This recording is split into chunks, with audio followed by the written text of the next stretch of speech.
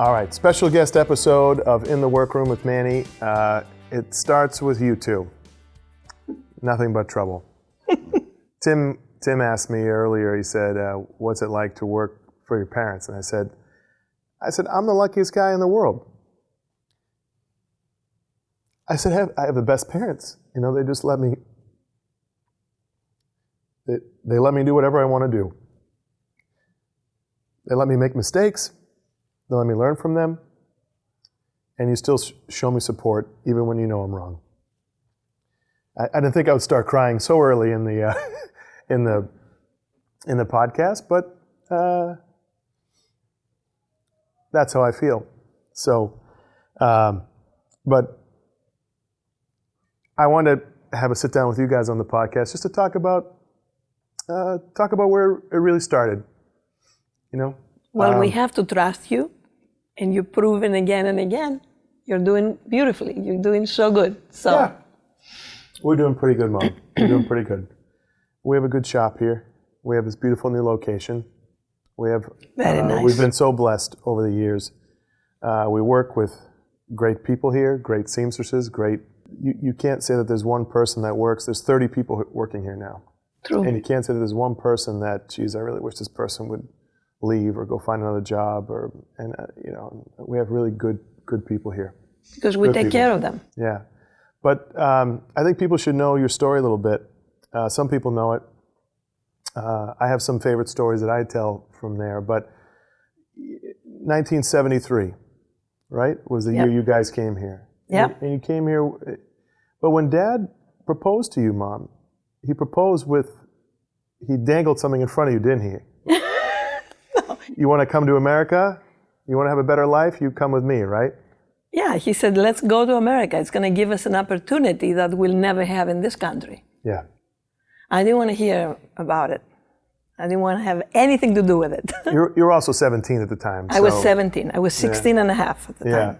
Yeah. So I didn't want to hear because I had just come out of the nunnery for 4.5 years. And I didn't want to leave again. I wanted to spend time with my family. And But he insisted. But Elvis Presley Jr. over here had some moves. Yes. And some more. He would drive 45 minutes every single day with a big chocolate because I like chocolate. We pay now with sugar now. You pay for it now with a medication. Pre-diabetic. Pre-diabetes. Yeah. But he persisted and kept on trying, and we had fun together. It just, it was a big decision for me to make. I was too young. Well, the other thing too, Mom, is I remember the story you tell. You guys came in February, right? October 5th. October 5th, 1973. So like right at the heart of the dark days, right? Horrible. We got up in the morning and I looked out the window and all the leaves were down and dark. And I said to him, we're going to be here the rest of our lives. Let's get out of here. Coming from Greece where the sun is up.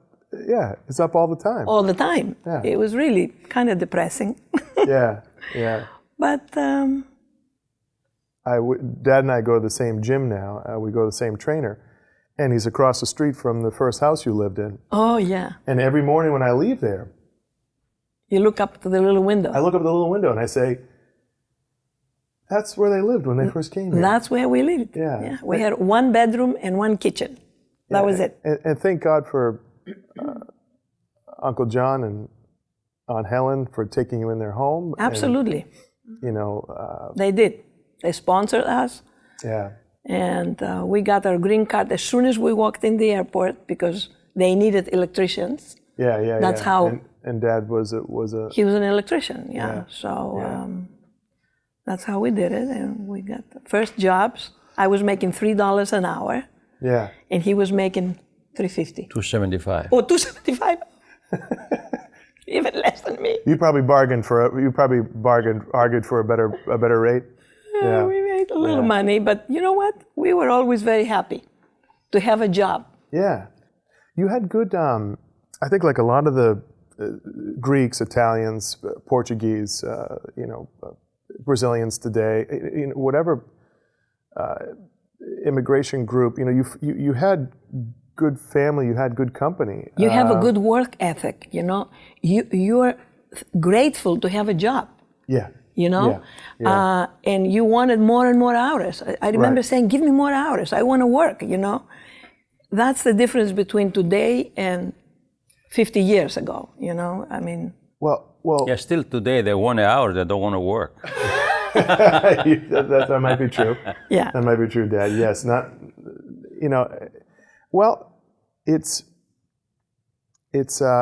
I was talking with Tim and I was saying that, I grew up with everything. So I didn't have the hunger and the drive. I have the hunger and the drive, but not the literal hunger and drive that you guys had. You guys didn't have a choice.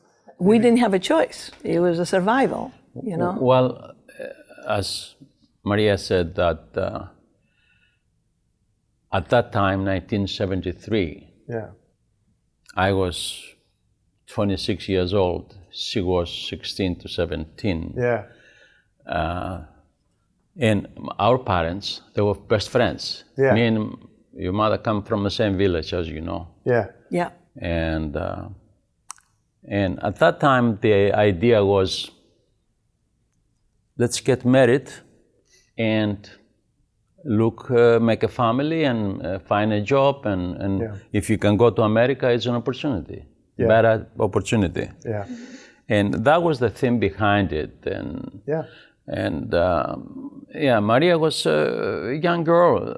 Imagine now, 17-year-old to get married, to move to America. And at that time, the age was too much different. Don't look at me now that I'm still young. Don't look at it now. Yeah. Then it was too much big difference. Right. Anyway. Now, many would argue that you're younger than Mama. Absolutely. Right. Yeah. Absolutely. You can tell that easy. Yeah. Anyway, come to America without extra clothes, without the tickets. We had to pay for the tickets.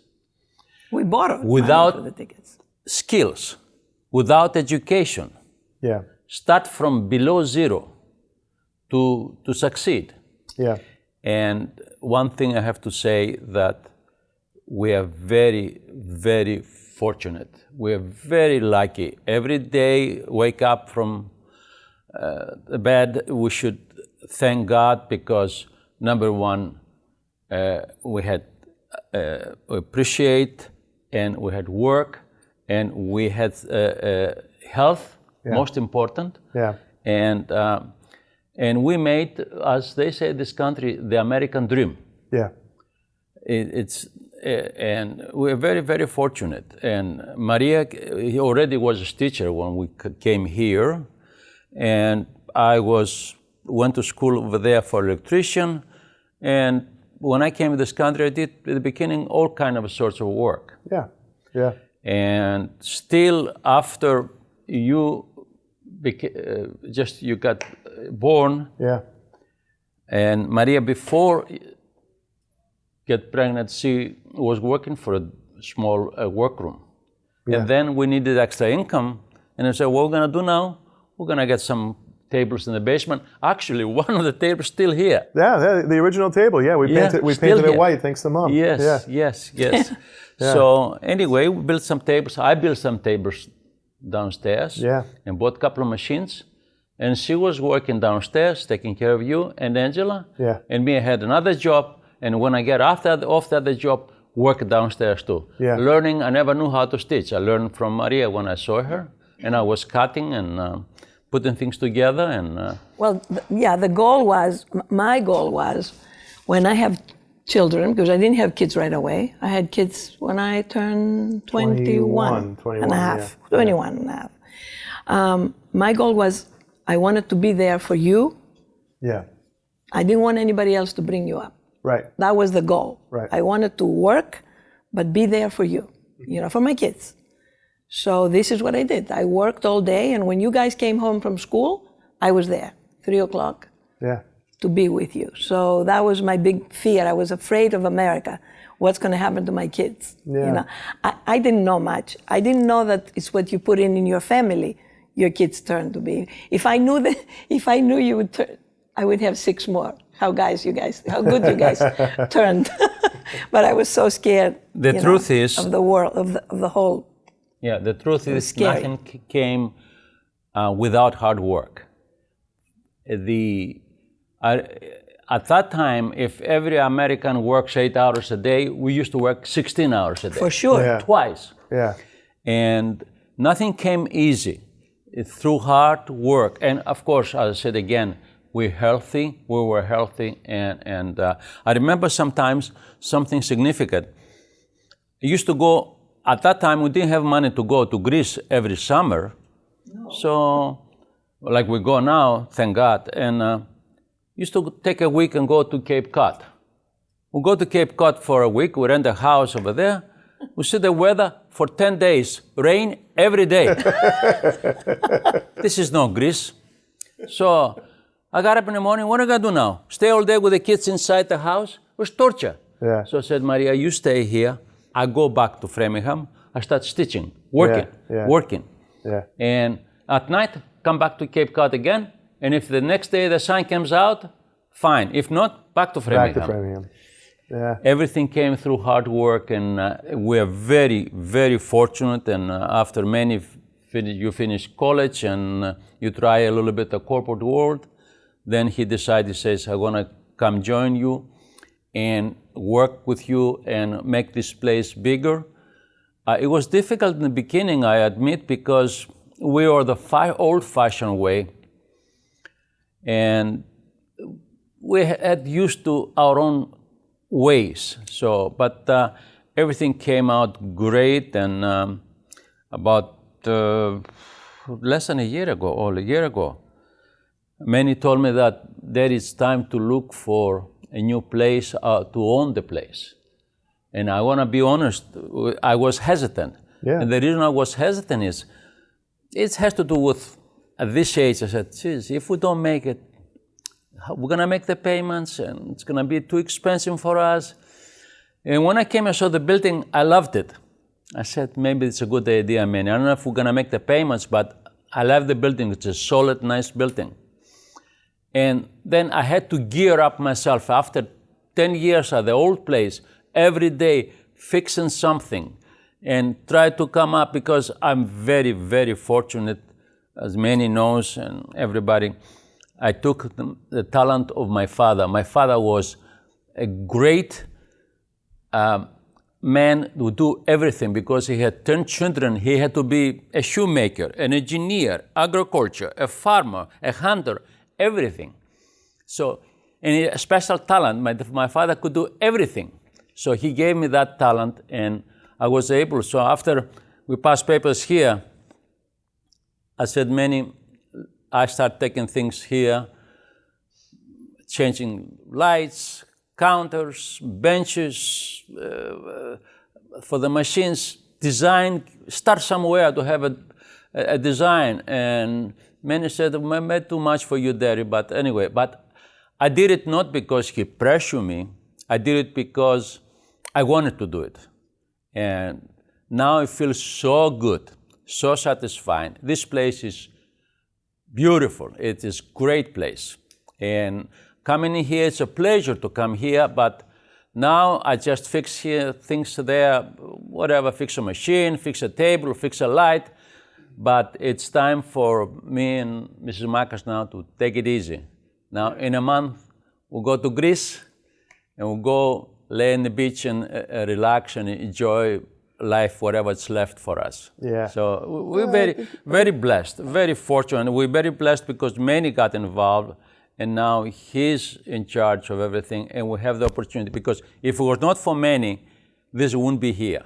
Yeah. If eventually would have let it go and die down and retire with whatever we had with the retirement, and that's it. But we're very fortunate, again, to have Manny and to have this place, and will take care of us until the late years of our lives. Yeah. I think that's about it. That sums it up, Manny. I mean, I don't remember anything. And I have no regrets, let's put it this way. And we are very fortunate. We have good employees, and we have, it's like a family, and very seldom, through the 45 years, very seldom we had a bad apple here and there. Most of our people are good, and they appreciate us and appreciate the work for us, and they love to work for us. Yeah, it happens. Mom, there's a really good story about when you worked at your first job. You worked there with Dad's sister making hats. Yes. But you got in a lot of trouble there, though, because you were paid by the piece. Yeah. And you were sewing too fast, and you were getting paid more than the management of the company. I got #1 worker 2 years in a row. Yeah, because they decided to give us piecework because people were very slow. Yeah. So this way, they didn't want to lose money. Right. But I was really fast. I mean, I was young, first of all. A lot of the women were older. And I knew the machines, you know? Yeah. And so I changed the whole thing. I was making like a lot of money. Yeah. So yeah, they said to me, no more piecework for you, you know, because you're too fast. So, plus we can't change, you know, the numbers because these people they can't produce. So they kind of gave me a good raise and they kept me hourly. Yeah. But Mom, you knew those machines from the nunnery, right? You learned to sew at the nunnery. Yes, I went to the nunnery because when I was 9 years old, we moved to Athens, to a big city. And I spoke with a very heavy accent coming from the village, you know? Like a country accent. The country accent. Yeah. So I hated school because everybody would laugh at me. The way every time I opened my mouth to say something, bullying. The kids were like on the floor laughing. Yeah. So I said to my mother, this is not a school for me. Yeah. So my mom says, you know, I have a way to put you in the nunnery. Huh. And it was probably easier for her because she didn't have to worry about me. Yeah. I was a little bit tough. Not tough, but anyway, so she put me in the nunnery. It was very tough years. It was like a technical high school, that's what it was. Yeah. But I learned how to design clothes. It was clothing that I learned. I learned all the machines, but I was designing all my clothes. So when I came into this country, from day one, I wanted to find a job that I can be home with my kids. But I didn't want to do the clothing. I didn't like it very much. So I was working with this American lady, and I was telling her, you know, I need to find a job to do when my kids come home from school. That was the biggest thing for me. Yeah. Because when we moved into Athens, I go back now, my mother had to go to work in the big city. And I hated coming home and not having anyone home every day. Yeah. So it was so vivid in my mind, you know, that I wanted to be home for my kids. So this American lady said to me, Maria, I see you making all your clothes. Why don't you go learn window treatments? And I said, oh, it's much, you know, it's a good job in this country. So I looked on the newspaper and I found E.A. Davis in Wellesley. Oh, that's how the connection That's happened. how the connection. Okay. So I called E.A. Davis and they hired me. Right. And that's where I learned. And I worked for them for 3 years. Yeah. And then I had to have you. And Bob Skolnick saw me in an event and said, Maria, what are you doing right now? I said, I just had a baby. He says, do you want to do my work out of your house? Right. And I said, really? I felt so blessed. Yeah. He came in next day, a truck full of work, bolts of fabrics. Yeah. He dropped it in our basement. Yeah. He says, here it is, work. I remember, so thrilled. It was like really blessing. Wonderful. Yeah. So I started working for them, and I only worked for them. That was the deal, you know, I made with him. And then we had another business going. We had a restaurant business, which your father was running. Right. He would help me in the morning and go to the restaurant, and I would go help him lunchtime to get the lunch period done, and then back, you know, with the kids and all that.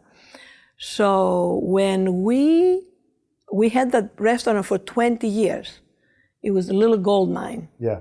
People waited in lines to eat lunch. We had clean place. Yeah. And it was good pizza. It was very good pizza, and it was really successful. But Target came in, and bought the whole area. This was in Framingham. Yeah. And we lost our lease. They kicked us all out. Yeah.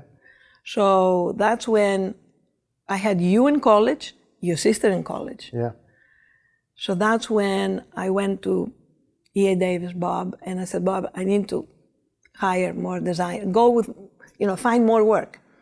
But there's a very important part here, which is at 50 years old, Dad started learning top treatments. Yes. I went to an expert, an Italian guy, to treat me all the fancy treatments that you can be on a window. Federal balances, swags, federal balances, boxes, balloon balloons, shades, Roman roller shades. Yeah, everything. Yeah. And I did it. I did it. I worked with him for a couple of months, and I learned just about. He showed me everything, and I pay him for that. And he is the man that taught me. He's the man that taught you. He taught me the work, and then he was moving to Florida. Yeah. And he called me the day. That's why I'm saying things happen in life. Sometimes it's karma, whatever you call it. The day we lost our lease from the pizza place, he called me and said, Maria, I'm selling my work, my accounts. Do you want to buy them? Because I'm moving to Florida. Yeah. And that's another day I had, my goodness, I can't believe it. Somebody's watching over me. Yeah. And we went, he showed your father all the work, and we bought all the accounts from him. Yeah. And then I was calling every day the designers and saying, give me a chance. I'm good. I can do your work. Because this business, you cannot buy accounts. You have to earn the trust. And people don't trust you, It's the same way today. I mean, the accounts we have today, if we don't do a good job, they'll leave us. But to get new accounts is very difficult. Very difficult to get people to trust you. It's a level of trust. Absolutely. They trust us like they trust their tile people, their wallpaper people, their painters, their lighting people. And you have to be consistent, and you have to give good service, and you have to be honest and work hard. But like every business, it's the same thing. Whether you're serving pizza slices Doesn't or matter. making window treatments, That's right. The same rules apply. Absolutely. The same, it's like a puzzle, and you have to just keep on it. Yeah. Yeah. I thought of a funny story, speaking of the clothes you used to make, Mom. When you were living in that house that I drive by every day after the gym, you were hemming a pair of pants for somebody. And Dad is a practical joker, so he went and changed the hem. on one pant leg and left it. He did. So you went and remember that? You went and I wasn't alive then, but I've heard the story. And you went and sewed the bottom hem. I did. You gave it to who were you fixing the pants for? Lydia. So one is down here, one was down here, up here. I can imagine when she first put them on, you must have been so proud. Just to play a practical joke, yeah. Dad, well, what happened afterwards though? Because she cut the fabric. I don't know. I don't remember. It was a bad day. It was a bad day. I bet if somebody was dying laughing, no. She was. No, I remember as a kid growing up with a workroom in the basement, there was pros and cons. I remember Dad loved it because he would go down there all hours of the day to work. Saturday, Sunday, anytime. Anytime. At the same time, it never stopped in our house. It never stopped. I remember, everybody likes to watch cartoons in their underwear, and I'd be sitting down watching cartoons in my underwear, eating a little cereal, and all of a sudden somebody would walk up the stairs. I know, Manny. And it wasn't a bad thing. It just, Well, I don't know how we did it for so many years, but I was so scared to go out and rent and get into the big. This is what I didn't know. Yeah. I didn't know this is how you grow. Yeah. We were happy with what we had. Yeah. We were always happy because we made a good living. Yeah. And it was just, we were scared. Yeah. that's the way, you know, that's part of the story, you know, that's the way it goes sometimes. Today, Mom, your role is very different. We were talking just yesterday about you sometimes still worry about the details. How are we going to pay the payroll? How are we going to finish all this work? Yeah. But, you know, the amazing part is that we still get through it. We still get it done. You know, even just today, we're wondering how we're going to finish these, you know, 30, 40 pillows we have for tomorrow. But we, you know, we get it done. Somehow we do it because we have wonderful people that work with us. Yeah. And yes, of course, we take care of them, but they take care of us. Yeah. I mean, that's the way it goes. And if we need to get it done, we'll stay all night and finish it. Yeah. Baba and I sometimes we used to work until 2 in the morning. Yeah. And 5 in the morning again there, because we had to finish the work. And there's no way we said, oh, forget it, you know? Yeah. Because our word counts. Yeah. You know, we promised people, we got it done. Yeah. And that's all it is. It's very simple, you know? Do you think work ethic is in the genes, though? I'll tell you why. Hunger and drive, I mean, Dad, you literally didn't have enough food to eat. So when you guys go back to Greece, it's almost like a natural instinct where you say, I never had bread when I was growing up. Oh, yeah. Well, yeah. So I'm going to eat bread. As I told you many times, I born in 1946 when there was a civil war in the old country, the middle of the Civil War. Yeah. And now when I think of it, my first 5 years of my life, I spent in a refugee camp. Yeah. Things that you see now in Lebanon, in all these wars in Ukraine, I went through that. Yeah. And I was telling Manny that up to 13 years old, I never had enough bread. And I never had white bread. And what I'm telling the story that I remember America, that some smart people that don't like it, America is bad, used to send us in Greece corn, the bad corn, the one for animals, the one was defected. Yeah, they used it for the animals. For the animals only. And what we did, we bring it to the mills to make flour, to make cornbread. Yeah. Yeah. At that time, I didn't know because cornbread, not cornbread they do now, That's delicious. The Dunkin' Donuts, the cakes. Corn muffin, yeah. Corn muffin. The cornbread was like a stone to eat at that time. We didn't have yeast, we didn't have anything. You need a hammer to chew it. And we hated it. We didn't know, little we knew that cornbread was then better than the white bread because it was more healthy anyway. And you're wondering today, grown up, not have enough, and always appreciate what you have now, and you hate to throw food away because that's where you grew up. You cannot change your DNA and your past. But Dad, you had an entrepreneurial spirit. You left the village, so the village was northwest of Athens by car. Today with paved roads, 4 or 5 hours. Back when I was young, it was dirt road. Yes. And it was 7 to 8 hours drive, and it was switchbacks the whole way. All dirt road, and you get to Athens, and you cannot see from the dust. Only your eyes were moving. But when you moved to Athens, you were working at a sawmill at 13 years old. Yes. I remember you told me you saw people losing limbs on the saws. Yeah.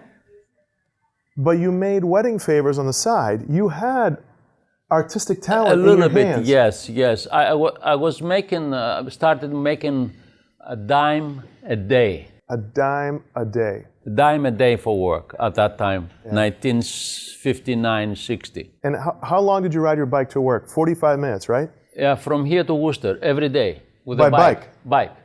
Snow, Every rain? day, snow, rain, sleet, or anything. Cold, heat, anything.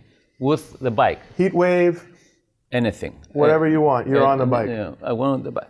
And growing up after, I see that money was not enough, and what I would do, when I grew up after, I started looking for work, and I found places that they sell wedding favors, wedding favors, and they sell these bows. The bows, the little bows. The bows. Bows. The bows, and they put in the top of a present. Yeah. I bought a machine. I used to make that in my house. It's a little extra money. And then I put them behind the bag, in the box, and I went to the stores and I sell them. Dad, at one point you had 7 sisters. Yes. Now there's 3 left? 4 left. Now there are 4 left. 4 left. Some of them live with you in Athens. They used to cook and stuff during the day. Yes. Yeah. Would you take food with you, Dad, or how would you? No. A sandwich or something. Yeah. Sandwich. Yeah. A piece of bread with butter, that's it. Yeah. That was the lunch. And Mom, but artistic talent, I mean, what all these people, these wonderful people we work with have, they're really artists. I mean, absolutely. They're artists, but yes. You have it in your family too. Papu, my grandfather, your dad, was a musician. A musician. And a mason. And a mason. And a beekeeper. And a beekeeper from 8 years old. Yeah. Well, he loved the bees. They were like his friends. Yeah. His pets, yeah. His pets. But he made a living for us. You know, he sold the honey. Yeah. And he played in a band. He had his own band, and he would go from wedding to wedding. Yeah. And I remember he used to bring a bag of money from the wedding people would give him. And I would go around to the neighborhood and tell him my father came with a bag full of money. A bag of money and a couple broken hearts, right? And my mother would tell me, don't go tell people, you know. But I was like that. I had to go tell everybody. Mom, you got to tell the story about when, you know, it's funny, I notice with my kids now, what they are when they're born and when they're little is what they are Absolutely. later. It's true. You were always a tough cookie. You were never the number one student. The number one student got to hold the Greek flag, right? Yes. But you demanded that you held the Greek flag. I did. In school. But and the teacher would say, but you're not the best student. Yeah. You can't. I don't care. I will never come to school again if you don't let me hold the flag.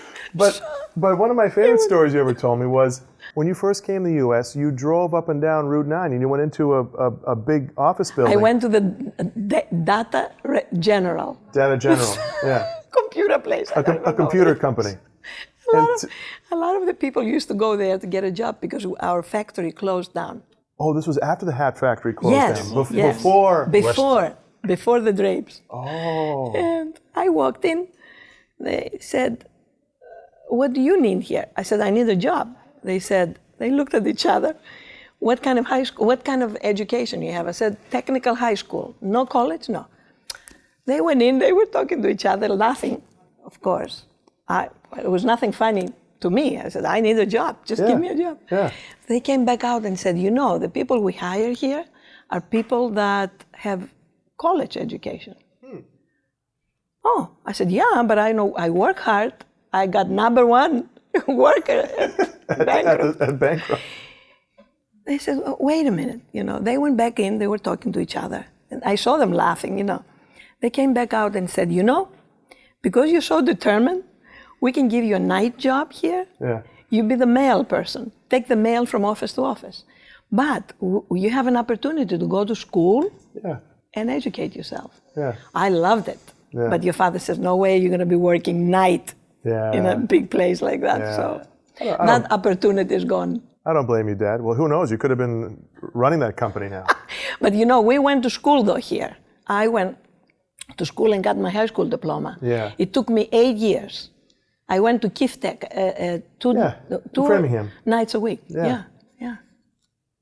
I did because I said, if I'm going to be living here, I better be able to communicate with people.